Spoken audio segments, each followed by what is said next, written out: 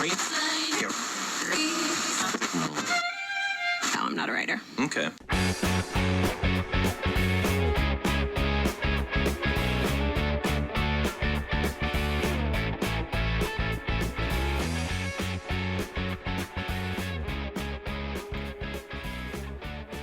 All right, and the STRS podcast is back. This is episode 7, so it's kind of hard to believe that, what is this? Actually, number 8 in total since we doubled down the first week, but it's been an exciting week. It's been a couple busy episodes with all the interviews we've been doing, so it's going to be fun to just sit here and chat a little bit about the new patches coming out. I'm here with Spectre Mage. What's going on, man? I'm good. Excited about all the changes that just hit with this latest patch. A lot of buffs, a few tweaks here and there, but overall looks really good.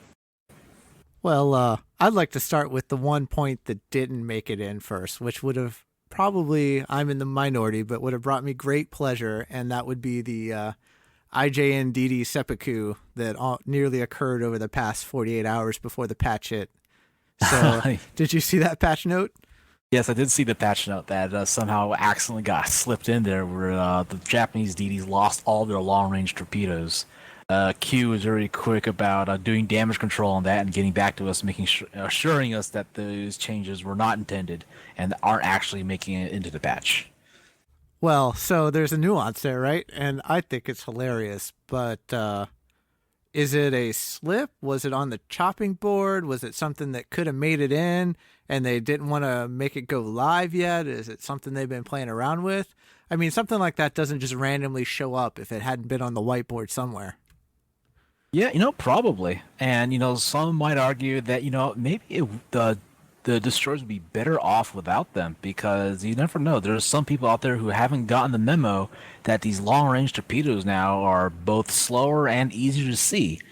So who knows? Maybe it was an accidental slip-up. Maybe Wargaming is just trying to slip us all a hint, saying, hey, knock it off with those 20-kilometer torpedoes, switch to the shorter-range 10-kilometer torpedoes, and you might see better results. I would almost say that at some point, if you're firing your, and again, I'm in the minority, right? And I haven't had a Shimakaze or played long-range torps since, closed beta or something. But if you're in a destroyer and you're like, 17K back, just praying and spraying torpedoes, to me, that's almost like a bot carrier, right? And I know that's probably hyperbole and I'm exaggerating a little bit, but you understand what I'm saying. I mean, it's the players I talk to that play both Gearing and Shimakaze, and they've been in gunfights against each other and that kind of thing, really say that, hey, the Shimakaze guns are nothing to laugh at. And frankly, they still got the best spotting or concealment range, and they still got great torpedoes at the more intermediate ranges. So, I mean, I understand the emotional response to it because if they nerfed, Hipper AP shells by 500 damage a piece or something like that, of course I would have an emotional response and be upset about it. But in the end, to me, it always would equate to like the great carrier nerf of 2016, which frankly hasn't still ongoing. Ongoing. Lies. It hasn't resulted in less carrier play, right? There's a little more bitching, but now I'm seeing double carrier battles. I mean, I didn't see that before the patch. Well, that may be just you, because I have seen double carrier battles before and after the patch. As for the torpedoes, I feel like some players are still trying to, adjust to this whole idea that they have to be within 10 kilometers of their intended target. And it's just now made them easier to pick off for American and Russian destroyers, because they have to get in closer to do their damage. It's perspective, right, though? Because, I mean, ask a Fletcher player, right? And a lot of U.S. destroyers, before the module change and the turret armor, were like, hey, I'd rather play a Fletcher than a Gearing all day long. And you didn't hear them complain about, I never heard a Fletcher player complain about the range of the torpedoes. They're like, heck yeah, was it 10.5 kilometers? They're fast, they do a lot of damage, right? They never complained about that shit.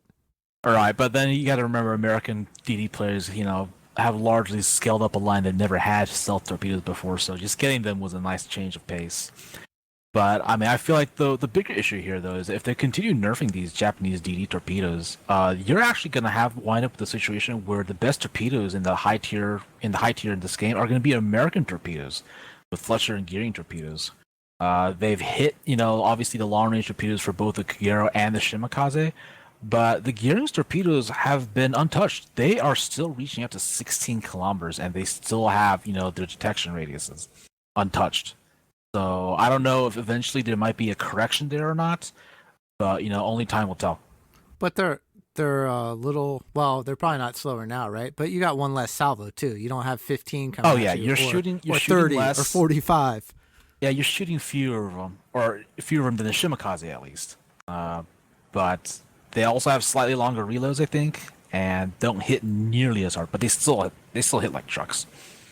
And I don't think Shimakaze players in general get the same hate from carriers that say U.S. or Russian destroyers get, because you gotta get pretty close, and if you're not in a fleet under AA cover or something like that, I mean, there's some good carrier players out there, and they're just gonna delete you every time. I mean, those guys are so good that there's nothing you're gonna be able to do about it.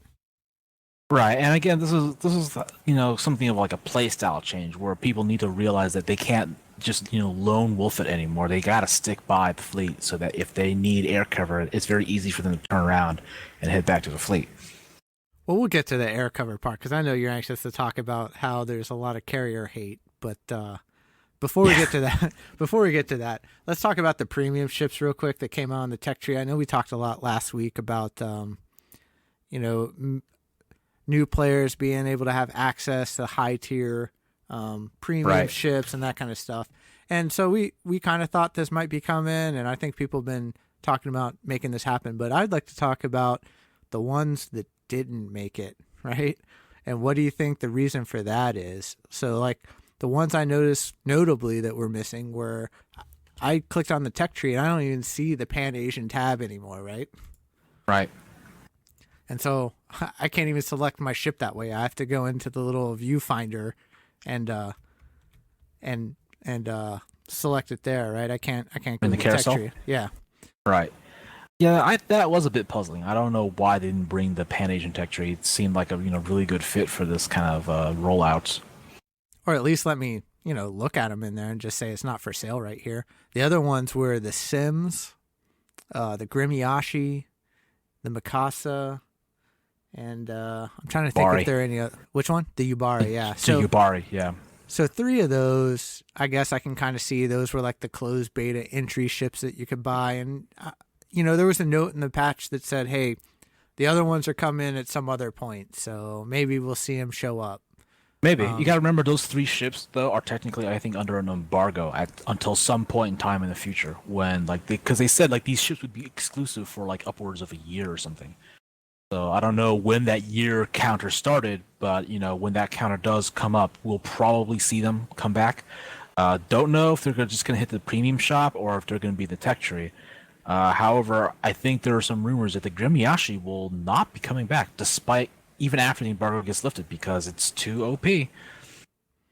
Well, so, I mean, it's like one of those ships, right? I saw the Kitakami a couple of times. I don't know what the condition was that had it show up in game again. Like, I know right after the ranked 1 season ended, it showed up, and I'm like, oh, really? This again?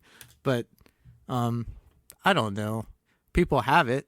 Like, if you bought, the Sims or the Yubari, maybe you should be able to buy the Grimiyashi. I don't know. I didn't look at it and go, oh, God, that ship is so OP, I can't believe they put it in the game. I think it would be nice for some of us to have another swing at the Grimiyashi, but at the same time, if Wargaming truly feels that it's, game-breakingly broken, then they've made their stance clear. Oh wait! I got a better solution. We could do it like we did with the Fujin, right? We'll just have a second ship on an event, that you can grind out and get, and we'll call it I don't know, the Gremlin. We call it the Gremlin or something. The Gremlin, that's a pretty good one. Maybe. But I mean, on the other hand, though, we also sort of do have the Gremlin in the form of the Anshan in the Pan Asian tree. It's just an up-tiered Grimiyashi.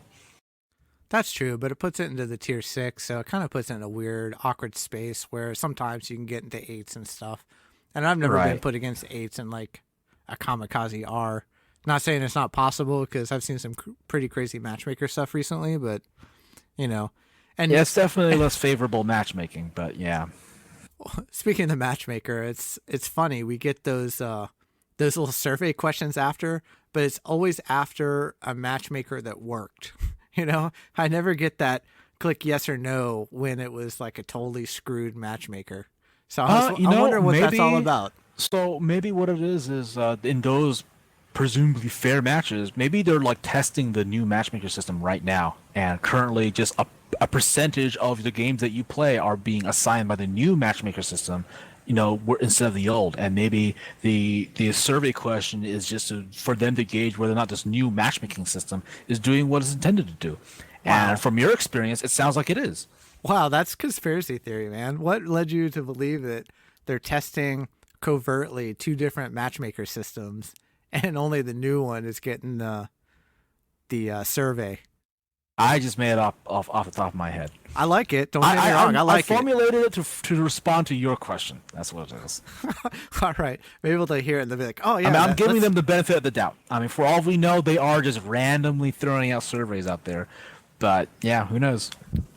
Oh, that's a good point. I didn't think about that. I would hope that was the case. I would vote for that. That'd be great. I'm not sure that's true. Maybe we can ask. We'll make a new list of questions to ask. I'm still waiting for the other ones to come back. I know Q flew to Russia, so right. I'm sure that's putting a delay on some of them. And to be honest, after I was like, oh, we're gonna ask him that one question, when I put it on paper, it ended up being like a page and a half of questions related to kind of the same topic. So I didn't exactly make it easy on him to dig all of it up. And plus, he's probably got to check with the lawyers and whoever else to talk about, income and all that kind of financial data, which I'll probably get told no on, but it'll be interesting. We'll see how it turns out. We'll see, yeah. But back to the premium ships, and now that you can, I didn't look. Did you look at, well, we both have the Turpits, but did you look at what it's going for right now? Did it change drastically? The prices are listed. The Turpit is going for 12,500 doubloons, which works out to be around like $45. Really? Only $45? I recall spending more than that on the Turpits, didn't you? That's because they sold it in these ridiculous bundles. Oh, if you that's recall. right, the bundle. I had forgotten about that. The bundles just. I'm glad that some of these ships are hitting, the tech tree and everything. But to some degree, for those of us who were told when the Turpits first came out that some of these ships would be kept as like semi-rare ships or whatever, and like that sort of pushed some of us to buy these bundles, it also feels a bit. I feel a tad cheated. Had I known that Turpits would eventually be available for just doubloons, I would have held off. Well, so that's kind of what like MechWarrior Online does, right? You could buy the pack, and then that down the line, 6 months or whatever, it'll be available for like MC, which is the version of doubloons, and then way later down the line, it's going to be available for credits, with the exception of some like special ships or special mechs or whatever. But it'd be nice to know, hey, here on out, you can buy it now for money. Later, you can buy it for doubloons. And I'd like to see it later, like even if it's an insane amount of in-game like credits, that maybe you could buy it for that too. I definitely think that in the future, if they're going to do this kind of thing, that I wish they would let us know that, hey, we're offering the bundle now, but eventually this ship is coming to the tech tree so that we can make informed choices. That's my main gripe. Yeah, I guess that's fair. But it kind of brings us back to whether or not the tutorial system should be implemented differently. If you can just go in and buy for doubloons now tier 8 ships, right? You're going to have a dude run around in the Turpits who possibly has never played the game before.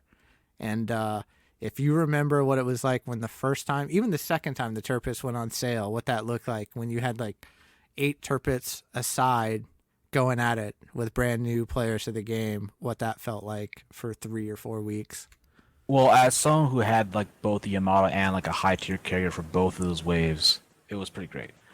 That being said, I think so long as Wargaming continues to implement some sort of gating mechanism for these kinds of players and into ranked battles, I don't really mind. These are random battles. This is basically where people come to sort of have fun. But as long as they keep these kinds of players, like a brand new player with a brand new Turpits out of my ranked battles, I don't think I mind as much. Well, you know what? That's interesting, right? Because it kind of goes back to what Zukaku was saying last week again about the level of player at the higher tiers. And so, thinking about it, maybe the ratio of new to skilled player, regardless of being able to buy the ship, wouldn't truly change in the matchmaker based on the population. Maybe it's not a statistically relevant number. I don't know. We'd have to look at it, right? I mean, you also have to sort of think like, these players with very low skill. I mean, some of these players were bound to eventually fail their way to tier 8 anyways, right? Well, you've seen it. You've seen guys in a Montana with like a 45% win rate. Right, like it's starting to happen. The game's been out long enough that some of these people are now failing up into tier 10s. And it's yeah, it sort of sucks, but again, these are random battles, man. Like, it's, you're not playing for, chips or anything like that. You're just playing for fun, kind of. And I mean, does it occasionally suck that your team gets a bunch of people who, don't know, how to play this game? Yeah, absolutely. It does suck, but it's a game. You move on. Yeah, that's fair. All right. Well, let's get into the meat here of some of the patch stuff. And in general, and I know we kind of disagree on this, right? You think it's just one more nail in the coffin of CVs, and I look at the AA buffs, or in some cases like the Hindenburg, the nerfs, which are slight, not terrible. Very slight. Oh, yeah. Very, very slight. But, thank you very much. Only on some of the ships is there a buff. Now you brought up a good point earlier about it kind of averaging out between nation lines, but in general, the AA buffs this patch they're not earth shattering. No, they're for the most part they're pretty mild. There's only a few ships that got huge changes to their AA, but in general, the trend is for virtually every ship to get more AA. I mean, even the Turpets got a whole 6 points added, right? At Yeah, 2K. well, yeah, they finally managed to make the AA mount on the second turret work. Yeah, by a whole 6 points, right? So A buff's a buff. yeah, we'll see how that works. I know we had a debate pre-show about, one of those forum posts about how AA DPS versus survivability of aircraft per second is calculated, and that's another question. We got a lot of questions to ask. If you're listening to this, it's coming your way. Yeah, we're going to ask you for the equation of how AA is calculated against plane survivability. And maybe we'll shoot you the post. I'm sure you've seen it already. That kind of breaks down the percentage per second chance of destroying a plane. But I'm curious, right? And then we can look at these and go, oh, yeah, it really is crushing carriers or not crushing carriers. I mean, all I know is that as someone who has both played some of these AA heavy ships and been the carrier, at least for the U.S. ships, they are killer. Planes you send to attack an American battleship are basically as good as lost. Well, so I kind of disagree, and I'll use this as an example. I was in my Montana the other day, right? And I think you were in your midway. Were you in your midway? No, maybe you were in your hack. And we came up against Sean Zhao and Cancol, I think, right? Uh-huh. In the double carrier battle. And so in Montana, battle. fully AA spec'd meant nothing to those guys, right? And they didn't come at the same time. They did it in waves, but they still brought 3 torp bombers, and you're still going to eat a lot of torpedoes. And there wasn't a lot you were going to do about it. So even with max AA on a U.S. battleship, yeah, they lost a few planes, but in the end, they took down a Montana, right? If I recall correctly, you survived for quite a while there. I survived 2 waves. But at tier 10, I mean, 2 waves isn't really... it's not like I killed both waves outright. I mean... Okay, so I'm going to play devil's advocate here and just say that you got to remember, for most ships, you have a very, very clear-cut calculation of damage. It's you shoot X number of times, per minute. With the carrier, it's not, printed in stone. It's, obviously the cycle time between when the plane is ready for takeoff and when it comes all the way back and, is ready to go again. Is pretty much like a carrier's rounds per minute. And for like a carrier, 2 waves in succession, that's roughly, I want to say, nearly 5 or 6 minutes worth of like effort, just of planes taking off, bombing, and coming back and taking off again. Don't get me wrong, they traded. It was one then the other. It wasn't a full cycle of planes. He didn't come back in the same carrier and get me. So there was probably a minute or two in between, but that wouldn't have mattered, right? The only part that matters is that 3 sets were in the AA bubble, then they weren't. 3 sets were in the AA bubble, then they weren't, right? It doesn't matter if it was 5 minutes or 20 minutes in that scenario. Fair enough. I mean, I guess the AA is just. I mean, maybe if they wanted to make American like AA like a huge thing, they could make it so that American ships simply can't be touched by planes. But clearly, that's not quite a thing yet. Well, yeah, I mean, there's the Des Moines, right? I'm pretty sure it can't be touched by planes. Yes, the Des Moines with the fully spectral AA and the cooldown going is indeed in fact untouchable. Yeah. Speaking of untouchable, and I haven't gotten a chance to fire up the patch yet. I just loaded it. I loaded in to check out the Hipper because I love it, right? And any buff is a win. But a lot of the ships, they got minor tweaks at the lower tier. It doesn't look like there's anything significant for the like tier 7 and below, other than I'd say the Furitaka got real turrets. Yeah, the Furutaka got like a brand new hull with like the heavy cruiser turrets. Yeah, I like that they were saying, hey, we finally took these cruisers and gave them, mid-late war modernization stuff. That's fair. And I was surprised it took so long to get the Atlantic bow on the Hipper, and I haven't tried the Traverse of the rear guns yet, like you say, and if it's as bad as you say, maybe I won't like it as much, but, I'll take the 200 points per round for HE damage and the 2% increase. It doesn't seem like a lot, but, I mean, what is that? It got a small bump, but it's 1,600 extra damage on a destroyer if you shoot it. Because before that, I mean, between 23 and 2,500 extra damage output against like a battleship, you don't care about that. You just care about the fire chance. I mean, you're not gonna nuke down a battleship with HE right, damage. and you're getting 2% more, so it's a good bump. It's a good bump. I mean, it's not. It doesn't quite bring it up to par with the other nations, but it's the German cruisers, high tier German cruisers definitely needed it because you had these really embarrassing situations where you're having trouble killing a destroyer because your HE doesn't do any damage and your AP shells are all over penetrating. Yeah, so I'm pro that. I was interested to see the Moskva got a secondary gun buff. I mean, that's a pretty significant range for secondary guns. A kilometer and a half out to 6.5. I mean, after bonuses and all that kind of stuff. Plus, it decreased the dispersion by 25%. So, I'm only on the Donskoy, but I can't wait to give it a shot and check that out. I mean, if it's a beast, then hey. I feel like they should really extend that to more ships in general. Just secondaries in general should be a little bit more of a factor in some of these fights than they are now. If you're in any ship other than a battleship, like your secondaries, you like almost pay no attention to them because they are so short ranged and they are generally speaking so few of them that they almost do nothing. Well, what cruiser was it that the North Carolina pretty much sunk with secondaries only? There was a battle where the North Cal was involved that they it just uses secondary guns on it. I don't know anything about that, but if I do recall correctly, there was a wargaming video that they put out a while ago about when the Iowa class ships sinking a destroyer or some other sort of auxiliary ship with only its 5-inch mounts. Maybe I got them mixed up, but I thought for sure it was in North Cal after I moved to the Pacific. But I don't know. I'll have to go back and check it. Yeah. If we can ever get the chieftain on, we'll ask him to talk to us about some of those kind of things and really see what that's like. And I haven't yet respected captain to really take advantage of the tier 5 skill for secondaries yet. I know you're not a huge fan, but I think I'll try it. Well, try it on at least one ship. A while ago, there were some rumors going around that skill was actually bugged.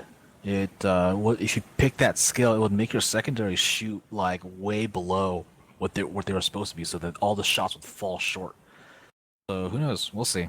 Well, I didn't see any bug fixes about it, but I know the Montana got a slight buff to secondary range, right? Montana, Iowa, and North Carolina, I believe, all have had the secondary slightly buffed. Yes. All right. I know you're anxious to talk about U.S. battleships and the dispersion thing, and I'm kind of curious because I had made an assumption and I was clearly wrong after talking to you pre-show, but how actually did the dispersion buff take place? Because looking at the numbers, just the raw numbers, the tooltip, it doesn't look like anything changed. Yeah, so according to Tooltip, like it doesn't appear that anything has been changed. However, both in the notes itself and from people who have data mined the game, the dispersion values for U.S. battleships have gotten better, in fact. So this just raises the question of when you're in your port and you're looking at the maximum dispersion listing for your guns, like what does that mean? Like how does this game calculate and handle dispersion? That's something that we'll obviously have to put the screws to Q about if we ever get a chance to talk to him again. But in the meantime, from my own experiences in battle, so far, it's actually quite noticeable. It's most noticeable on the NC, but the Iowa has also gotten a lot more accurate as well. Well, you played them on the PTS a lot, and did it look like it went direct translation today? I haven't gotten a chance to play today, but so far from the handful of games I've gotten in, yeah, it looks pretty much like the PTS server just got moved over to live. So it's all the US battleships are all just shooting straighter now, and it's really, really great. Well, I mean, the first game I played when I logged on my Iowa, I clocked in at like 8 or 9 citadels. All right. Well, I'm gonna have to give that a shot tonight. Maybe I'll sucker wave or something into carrying me through one of those. But that's good to know. There's nuance there with the distribution of the shell impact within the dispersion ellipse. So I'm not sure what that means. It sounds like it could be that. It could just be maybe it's like how often you because the dispersion is on like a distribution curve, right? A 2-axis distribution curve. The maximum dispersion may be just telling you the extremes of that curve, but there may be another value controlling how often those values show up. Well, I hope they're not running a Monte Carlo sim to do it, but we'll have to ask them exactly how that's calculated and how it's laid over that curve. But I don't know. I'd be curious. I mean, add 33 knots to that, and you're back in business, I think. Pretty much. And they also added 2 knots to the Montana. Well, I mean, I don't know. That's a big ship. Does that really matter? I mean, if you turn once, you're going to bleed off a lot of speed, and I'm sure it does matter. But I mean, it's in the grand scheme of things, it's nice, just so you can get between places faster. But with high tier battles as they are, I mean, you're twisting and turning to dodge torpedoes all the time. But it's a slight bump nonetheless. That being said, for those Montana owners who now think that they stand a better chance against Yamato, you really don't. Nothing's changed in that department. It's you'll bounce more shells, to 30 right? knots. The boost to 30 knots just means you'll die even more tired running from the Yamato than before. Yeah, you just bounce more shots. Yeah, and you bounce more shots because more of them actually hit the thing. But yeah, good times. So, were there any other big ship-specific patch notes that you kind of wanted to touch upon? Big ship, I feel like we touched upon most of them, right? The new hipper hulls, the new look. Sea hull kind of gimps your main gun firing angles. I'm honestly not sold on the sea hull. The hipper's strength is in its guns, and I don't think it's worth compromising them for a few more points of AA. I'll give it a good run out tonight and see how it works. Yeah.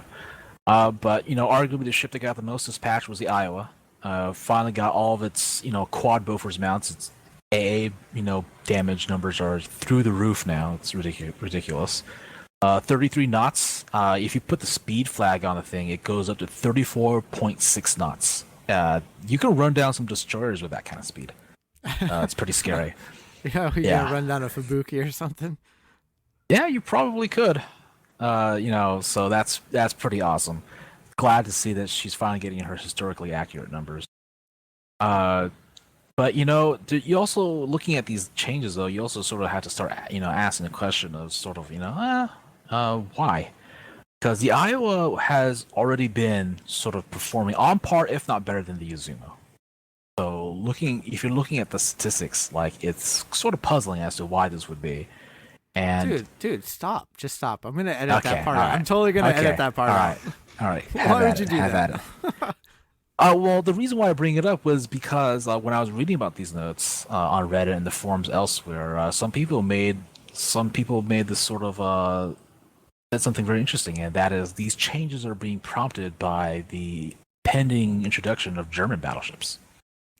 Well, I mean, we And that- asked if they made balancing changes based on potential future inputs, and I'd have to go back and check it again. But my recollection is that they said no. I mean, it's an overall, as the game is balanced right now, issue, and that it's not really a pending German line introduction. If I were a betting man. Well, that may be the case, but I mean, just judging by the performance of the Tirpitz, like most people seem to agree that American battleships are the close-range brawlers, and the Japanese battleships are the ones that sort of want to, keep a little bit more distance and sort of snipe, as it were. But if the Tirpitz is any indication, when the German Treat comes out, chances are they're going to become the premier brawling battleships. And if that's to be the case, you could make the really strong argument that, some of these buffs that we're seeing are to sort of place American ships sort of in between the two. Well, explain that to me, though, right? Well, okay, so you put an Iowa against an Izumo. We know the Izumo got the good rounds on the stock hull recently, right? And yes, and those guns are nothing to laugh at. So nope. So I've never seen an instance where an Iowa would choose to brawl under 10K in Izumo, especially if it's one-on-one looking at each other kind of thing, right? Well, and I mean, with the that kind of Izumo- armor, I mean, come on. Like I would think that, well, the my Izumo's armor is experience- rather suspect. The Izumo's armor is rather suspect, and the Izumo's turret armor is also somewhat suspect. What do you mean, suspect? As in, it's a little bit flaky. People have reported scoring some pretty nice citadels at some pretty odd angles on the ship. Yeah, but if it's a function of chance, okay. But in general, I mean, in your Iowa, do you choose to brawl in Izumo? If I feel like I can get a good angle on him, like a broadside shot or something, flicking whatever, I will absolutely brawl with an Izumo. Obviously, if he's bow onto me and I have no choice but to go bow onto him, then I might rethink that strategy. But in general, I mean, overall, most people tend to agree that before this patch, with American battleship accuracy as it was, the closer you got to your target, the better off you were. Okay, so Whereas with that's Japanese kinda warships, it's a little bit different. That's a different nuance to the argument, though, right? I mean, I all don't things know, being 'cause, equal, I mean, if you like get- how many times if have you- you been citadel through the nose in an Iowa, man? Well, it depends on how many. Do you mean by non-Yamatos? Because that's like a huge demarcation right there. I don't know. I've done it in Izumo quite a few times, messing Iowa up, bow on. Then maybe. I mean, all I know is that in general with U.S. battleships, the closer you get to your target, the better off you are. And one of the unfortunate side effects of this is that once you get to within a certain range of the enemy fleet, it becomes less and less practical to execute a full 180 to, say, pull yourself out. And you sort of just inevitably find yourself in close range quarters with, another ship. Yeah, so that's not a like, hey, Not to mention- that's not like, hey, I'm in a Tirpitz, I'm gonna get up in your business. That's a, well, my rounds suck. I really don't have another choice, and all my choices suck. So this is the least amount of suck. Right, which again still brings you within close range of enemy ships. Right. So I guess what I'm saying is, So there's a nuance there. by default, then American ships are generally going to want to close range and brawl. Right, but you wouldn't say, hey, a U.S. ship that is built for brawling, right? It's not a Tirpitz. It's not a German battleship. That it is not, but just due to how inaccurate some of these guns could be at times. Just you play them like brawlers because there's only two battleship lines currently, right? Yeah, I mean, that's true. I'm excited about getting a third. I kind of feel like, maybe Earl Grey is right, and they're dangling the prospect of a British battleship or a British line. I'm kind of curious why it's not out yet. Maybe we'll get a chance to ask that too. Maybe it's something to keep people interested. Maybe what did I say? Christmas, right? Rumor has Did I guess Christmas? I think I guessed Christmas. Might have guessed Christmas. Rumor has it was because Wargaming had difficulty laying their hands on the blueprints of those old Royal Navy battleships. But I saw again, that too. rumors.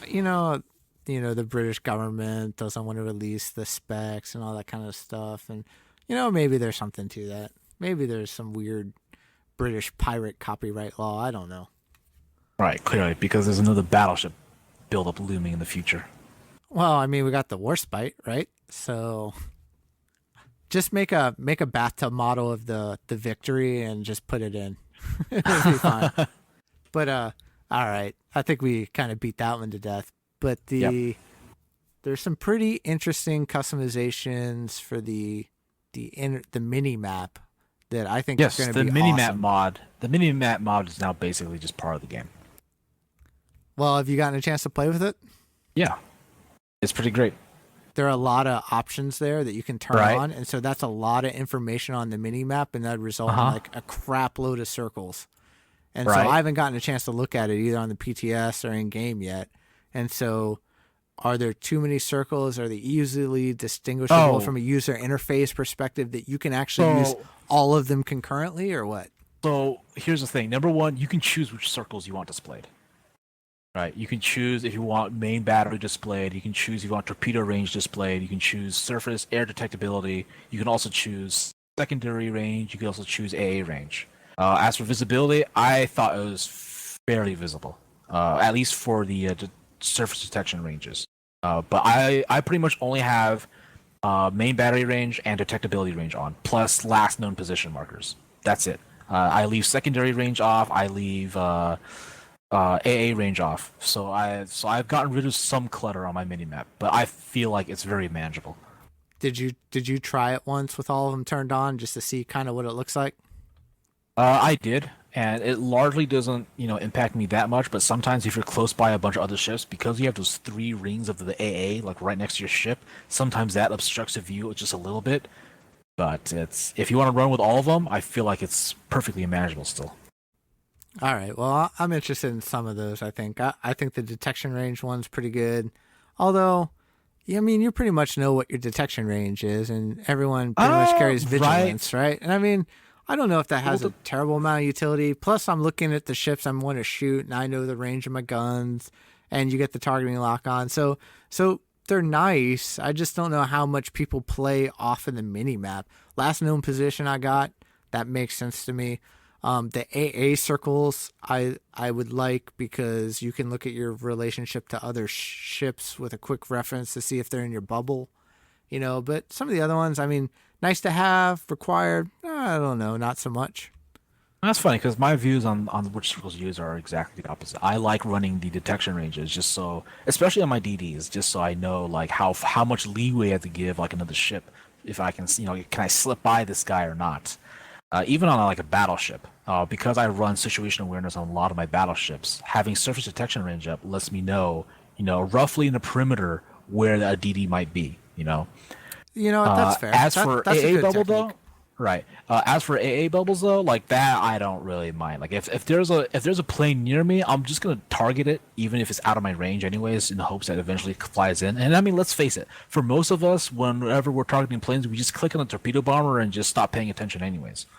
I was And so talking more for those people who actually care about covering battleships and destroyers with an AA bubble as a cruiser, right? True. Not just I guess self-preservation. I guess if you absolutely couldn't tear your eyes off the main screen for a bit, yeah, it's definitely helpful. But if whenever I say I'm playing a division or something and I'm trying to escort a battleship or something, like I'll take the time to take a look at how far they are and try to move my ship a bit closer. So for me, at least, I find the AA rings are a little bit superfluous. Same thing with secondaries. But that's just me. And like I said, wargaming has given us the option of turning off these circles as we see fit. Well, what'd you feel about if you control left mouse button click, like you have your AA turned off and it auto turns on when you click it? You like that feature? I think so. Because I guess it depends on how they implement it, right? I haven't played with it yet, but I would hope the way it works is if I control click on a plane squadron while my AA is turned off, my AA will turn on and only shoot at the squadron I click on. And if say they die or they fly away, my AA just by default goes back to just being completely silent. I'm If it functions like that, I'm all for it. Just because sometimes you're in DD and you're just caught without any AA near you, and you want to start shooting them, but you don't want to turn on your AA by for fear of accidentally eventually somewhere down the line blowing away your position. Yeah, so the way it reads, I don't think it does that. And that's the only case where I would think it would matter is if you want to control click a target, and then when say you're in a Fletcher or something like that, you control click it in anticipation that you're going to turn your AA on, but you may not get detected by the plane, even though you've kind of control clicked it and set it and kind of forgot about it because you're doing other stuff. And so I think that's the only case where it might get on my nerves. See, that's why you run with the detection circles on. That way you know if that plane squadron's spotting you. Well, I just look at the damn icon, right? Oh, look, you could do that it too. It spots me, and I'm going to turn my AA on now. But if I can, and I already have it targeted, but if I control click it, it's automatically going to turn my stuff on. And so then while my AA might fire at a larger range than whatever my detectability is at that point, if you're running something crazy like that, then I don't know. I don't think it's going to be a big deal. It's just something that's a use case dependent. And I tried to red team it a little bit, and I couldn't really find anything that stood out, but I don't know. We'll see how it goes. It's interesting. It's a quality of life change, I think. Yeah, it's definitely. Well, I'll have to test to see if it functions the way I hope it functions. But yeah, we'll see. That being said, have you also checked out the notes for the post-battle breakdown? I did, but before we get there, in that same section, there's one other thing. It's a weird one to me, which is that there's apparently an indicator when you're likely to hit terrain and not hit a ship, and that's different than the bug fix where it would sometimes target terrain in front instead of the ship, like the ballistic calculation. And so I'm kind of curious, like, what that's all about. It's pretty self-explanatory. It just means if you happen to sail behind it's self-explanatory, but it feels like a dumbing down a little bit. I understand the other one, like that's a choice, right? But to say, oh well, you're likely to hit the island there, I don't know. It's not a likely to hit. You simply are going to lose some shots at the island if you fire with the island indicator on. I mean, it just saves you the embarrassment of occasionally sailing by an island you haven't paid attention to and clicking to open fire and like all your shells just go into the island. I guess. I don't know. It's like 20k torpedoes to me. I don't know. I feel like it's a fair thing because sometimes you generally just don't know if your shells are going to be able to arc over the island in front of you, right? It's not every time. It's not just for the people who are just stuck in binocular view and not paying attention. It's also for the people who are maybe trying to hide behind an island to lob shells onto a battleship or something. It's just helpful to know if these shells are going to clear the island. It kind of goes back to, is that information you would have been able to glean? Yeah, maybe, I guess, with a very long calculation. But all right, back to you and the post-battle stuff. And I got a different opinion in this, but let's hear what you got, man. I just think it's bloody great. It breaks down, how much damage you dealt to each ship, and for carriers also tells you how many planes you shot down, and it's just way more. It's just a lot more details. Not to mention, in the terms of experience and credits earned, the screen will now accurately reflect how many consumables you've had mounted plus the camo. So that way, whatever value you see at the screen there is basically what you're taking home or being forced to pay. So I'll play devil's advocate for a second, right? Which in the end is all useful information. And I want to hear from you what you think is the most relevant in terms of, all right, I mean, the number is what it is at the end, whether you understand it or not. It's not going to change what that is. What are you going to take from that tab that is something you can put in your pocket to say, you know what, next time I'm going to do better at that because that's where I'm going to make my money. And I'm not saying that doesn't exist in there. I'm just curious, what is the useful information in there other than we have a natural response to be more is better, even though it may or may not change behavior. So the kind of things you're asking for really can't be summed up in like a score summary screen. For most ships that say depend on guns, it's really going to be like in the moment of battle, to see how you aim versus the results gotten. Because a lot of people have trouble aiming at ships that are slightly angled at distance or what have you, and those are the kind of things that you can't really sum up in a score screen, really. Maybe it would be useful if maybe they had added a thing where if you want to check the damage you dealt to a ship, the game would give you a breakdown of the shots landed on the ship. They'd give you like a ship model, and it would show you where all your impacts were. Which ones were citadels, which ones were glancing shots, which ones were over penetrations. But that goes way above, way beyond like a simple score screen. That's like almost a whole nother feature kind of thing. That's a playback thing with like breakdowns and Yeah. where your rounds hit and all Yeah. that kind of like I mean, I short-term definitely replay stuff. But agreed. Like I would definitely like to see it, but like that would just be a huge project, and it's just not something within the scope of just a score screen.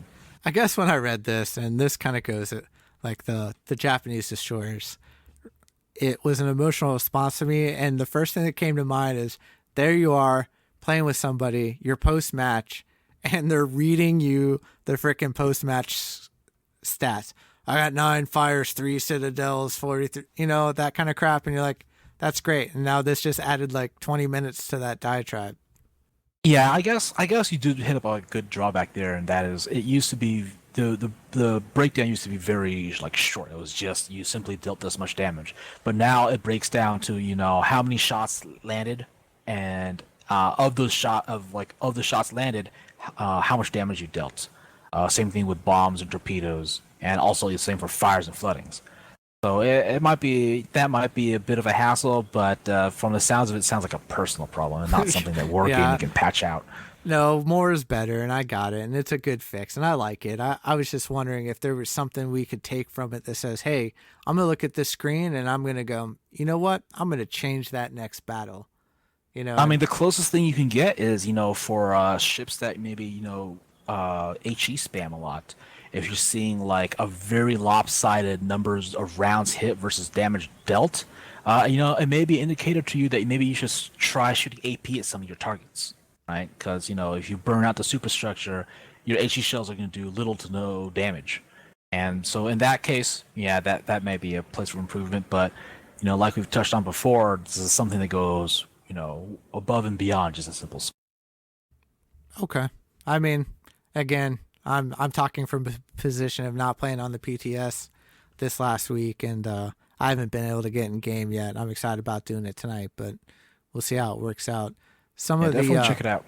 Some of the bug fixes that I thought was interesting, and this was under bug fixes, but it sounds more like a quality of life improvement, was the hovering over a ship's XP bar. A hint They mean will pop HP up. bar. They mean HP bar. Right. I know. I was just reading it as they put it in there. But what I'm saying is, over the ship, you'll get a hint showing the ship's performance characteristics. What'd that look like on the PTS for you? And did that help you out? On the live server, basically, it just gives you a bunch of port stats in game. So like main gun range, torpedo range, secondary range, AA range. Like basically a bunch of numbers. They throw a bunch of numbers at you. Is that on the tab screen, or is that in battle?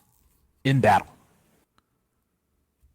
Huh. Can you turn it off? Like, is it obtrusive? Like, does it really get on your nerves? Well, first of all, you need to hit control and mouse your mouse over your HP bar for the show up. As soon as you mouse like out of it, like it goes away. It's very unobtrusive. Okay, that's fair. That's probably it's very strictly useful. it's strictly a plus in my opinion. Yeah, no, that's anytime that's you've good. wondered, anytime if you wondered how far is my detection range or whatever, you now know, or now you can know. All right, yeah, I'll take that one. That one's going to be very useful, I think, especially because it'll kind of give you an indication of what mod stuff they're running too, if it's going to give you that amount of detail, which is very useful in certain situations. The other one was they said the 1.5 was changed to 50% for unification purposes. Do you know what they mean by unification purposes for the experience and credit modifiers? I honestly don't know. Maybe what they really mean is they're changing the way they write these kinds of things to be a new kind of standard. But who knows? That's puzzling to me, but relatively small change. Something that's a lot less ambiguous, though, are the changes to team killing Yeah. and prevention. Yeah, let's talk about team killing and prevention because, again, interesting and sounds like they're big changes, but it's not entirely clear what those are. And I think they're probably intentionally vague. But there's one in there that I would question about whether or not it should be a team killing one, which is let's talk about the Allied aircraft destroyed for a second. Because there are times, and I guess we'll explain it for a second. I think everyone understands it, but you've got two squadrons engaged.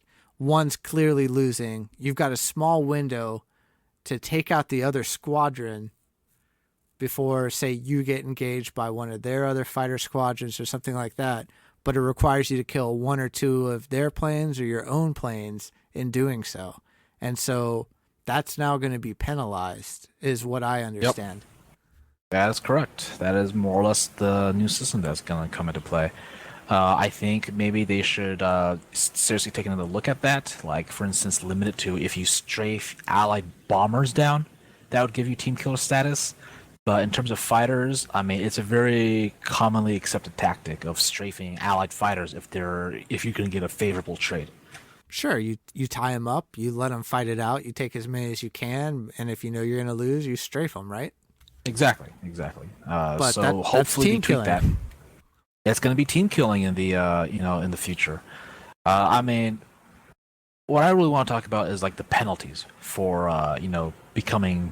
getting the pink tag, and they are changing the way the team killer penalty calculations. In that the amount of damage you're going to do to teammates is going to be reduced, while the damage reflected to you is going to be increased.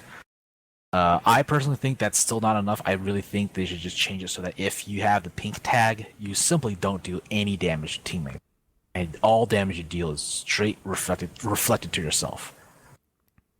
Well, why do you think they picked 90% then? What do you think drives that number? Honestly, I'm not sure. I mean, like I said, I feel like 90% is still too high. I mean, this conversation could really be really should just also include a conversation about whether or not team killing as a mechanic really needs to be in this game as a whole.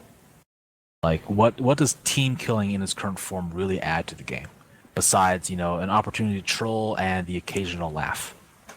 Well, I don't think it's a team killing function that is the issue, right? I think you should be able to do allied damage because it goes into decision making, and I don't know if you were with us the other night, but say a destroyer is trying to get that last torpedo to sway the game one way or the other on that battleship, right?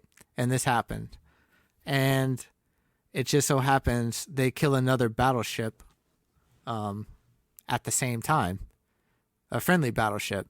And that's not really a team killer thing. It's a calculated risk to make sure that opportunity to sway the game one way or the other is taken. And I think the team killer thing, depending on what the threshold is, may take that opportunity or ability away if that's the case, right? Well, I mean,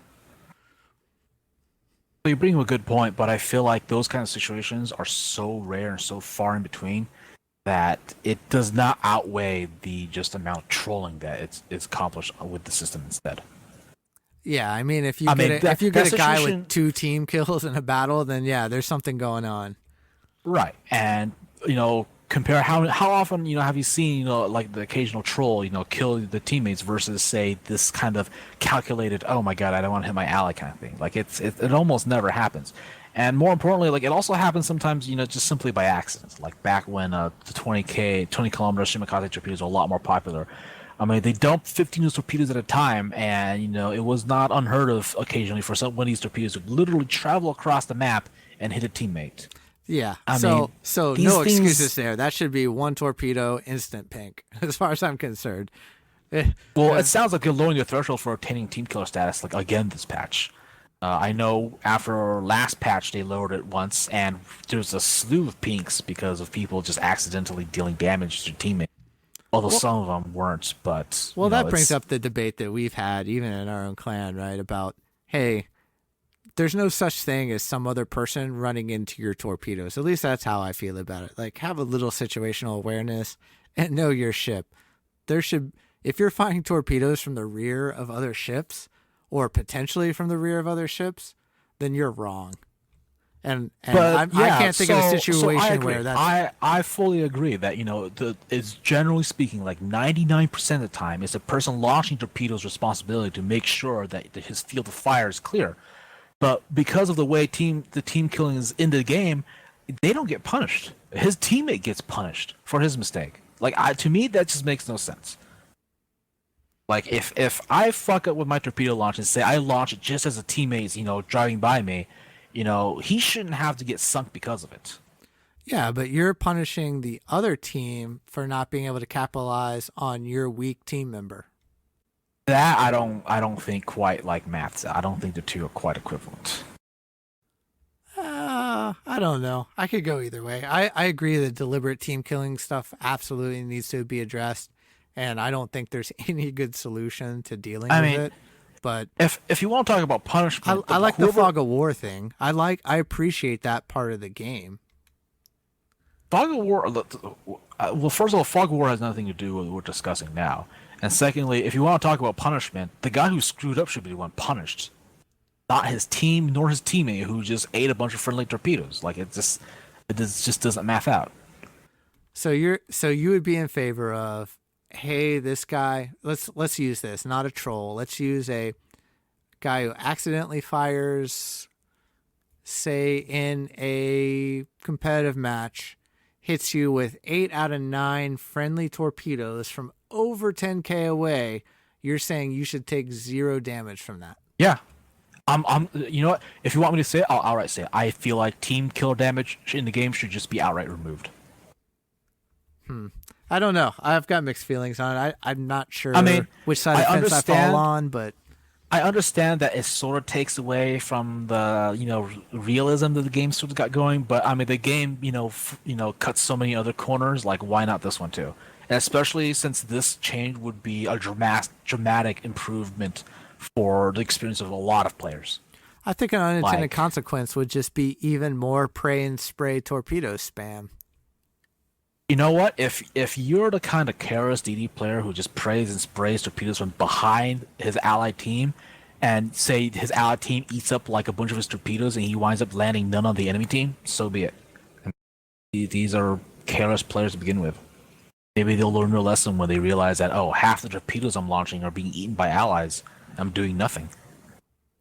I guess in a roundabout long-term thing, they don't get XP, money, credits, whatever. Maybe. I guess. For now though, in the interim though, I would settle just for, if you're pink, you deal no team damage. Like, if you're not pink and you accidentally torp someone, yeah, okay, fine. The consequence is going to go through. But if you're pink, then you deal no team damage at all, and all your damage is reflected to you. That's fair. I'd take that. Right? I'd take that balance. I would. Okay, all right. And maybe that's how it actually is implemented right now, right? I'm not sure yet. We'll check it out, but I'll take that. That's a happy medium for the meantime.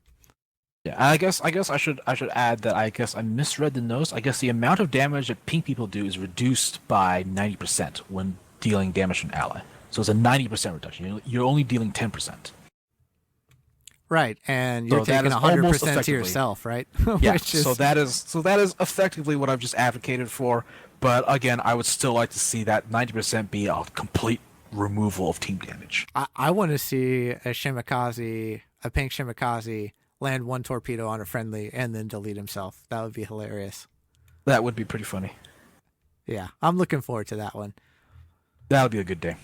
Some of the other ones, I think we had some maps added, which will be interesting, and kind of some minor tweaks, which new maps always good, but we'll probably feel about the same about them that we do the other maps in about a week. Yeah, probably. The only other major change I've noted is that the carriers now have an option to disable their shift key functionality.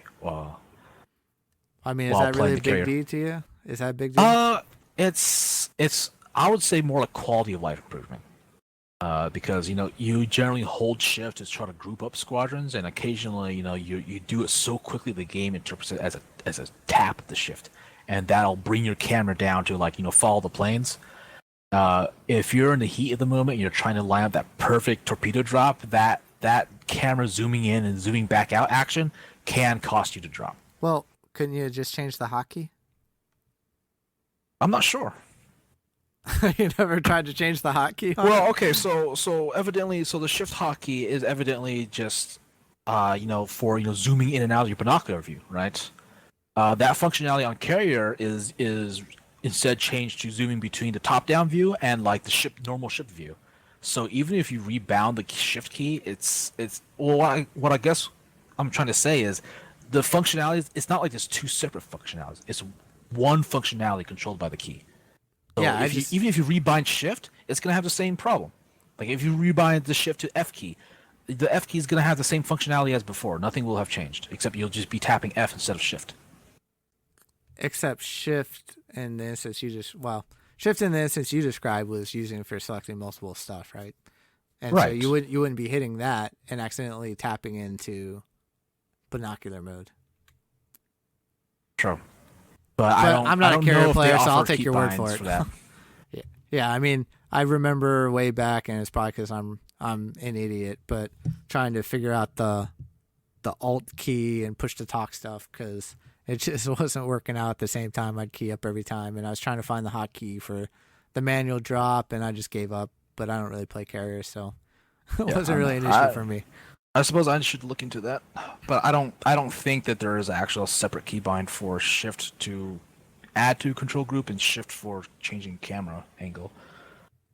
Yeah, so if carrier players think it's a pretty good moot quality of now. life, Yeah, it's pretty moot now because they've Awesome. added the option. yeah. Well, I hope they enjoy it.